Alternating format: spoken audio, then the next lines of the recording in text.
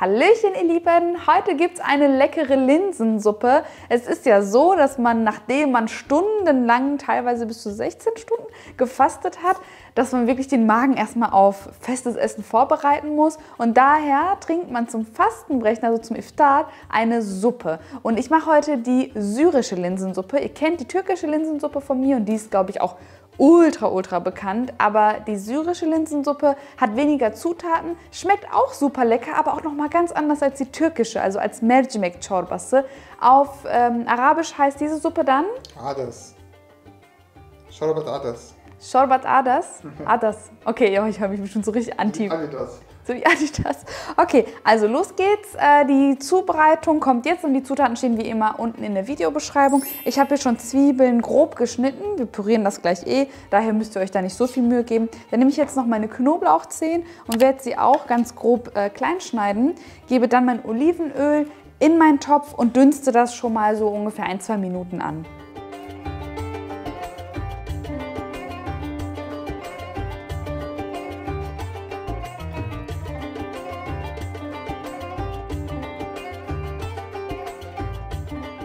So, ihr könnt jetzt entweder gemahlenen Kurkuma dazugeben oder frischen, wenn ihr den gerade da habt. Und was auf jeden Fall jetzt schon mit dazu kommt, ist gemahlener Kreuzkümmel, der ist super wichtig.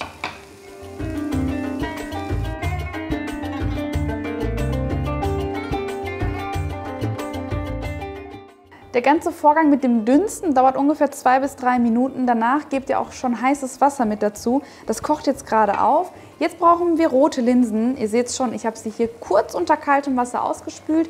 Die gebe ich jetzt noch mit rein. Salze das Ganze, gebt den Deckel drauf und dann lasst ihr das 20 Minuten lang köcheln. Ihr dürft aber auch gerne zwischendurch auf den Boden schauen, dass da nichts anpappt und die Linsen sollten in der Zeit dann weich geworden sein. Also hier, wie gesagt, mein Salz noch mit dazu und ich kümmere mich in der Zwischenzeit um unsere, ich würde mal sagen Brotchips, aber das zeige ich euch gleich.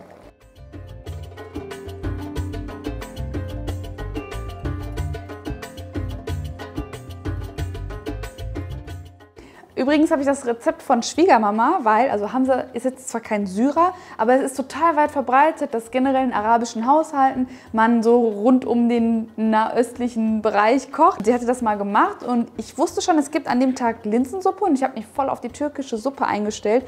Und dann habe ich probiert und dachte mir so, wow, was ist das denn? Das schmeckt ja nochmal ganz anders. Und dann habe ich sie nach dem Rezept gefragt. Was sie nicht macht, sind jetzt diese Brotchips. Aber das fand ich ganz cool und das habe ich aber auch schon mal bei dem einen oder anderen Syrer gesehen, dass man dafür eben dieses arabische Fladenbrot nimmt und in kleine Quadrate schneidet. Und das ist eben gut, wenn das alt ist und das ist so perfekt gerade, weil ich hatte das noch übrig und es ist so schade, das wegzuschmeißen. Daher einfach, was ihr auch machen könnt, ist das Ganze einmal zu halbieren, weil die sind ja doppellagig. Und dann schneidet ihr das fein, erhitzt etwas Frittieröl und dann frittiert ihr das 30 Sekunden darin an. Und dann sind das so wie Croutons. Chips. Ich rede immer so schnell, wenn ich aufgeregt bin. Ich bin jetzt so aufgeregt, ich freue mich auf die Suppe. Ganz ehrlich, Suppe ist auch mal was Tolles.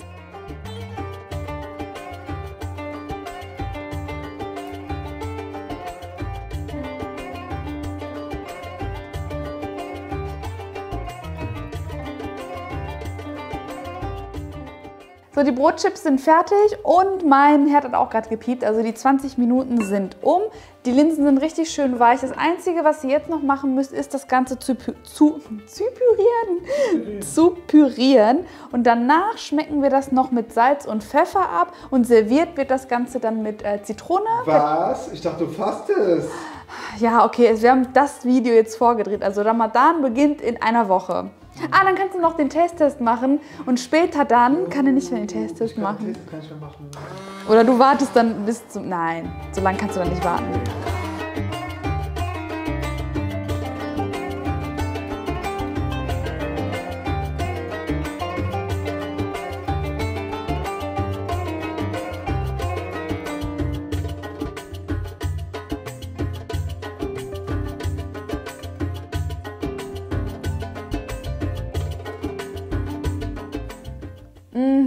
Wie bei Schwiegermama. Perfekt. Noch was?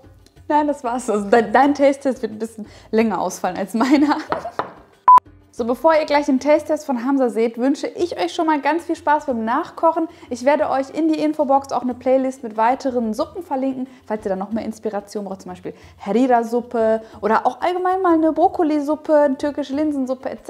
Spargelsuppe. Genau, die fehlt nämlich noch auf meinem Kanal. Danke für den Druck. Ja, deswegen hab's ja gesagt. Und ansonsten wünsche ich euch noch schöne Tage. Schreibt mir gerne einen Kommentar, wie euch das Rezept gefallen hat. Und wenn ihr weitere Rezeptwünsche habt, immer hier unten in die Kommentare schreiben. Also bis zum nächsten Mal auf Kikis Kitchen. Tschüss!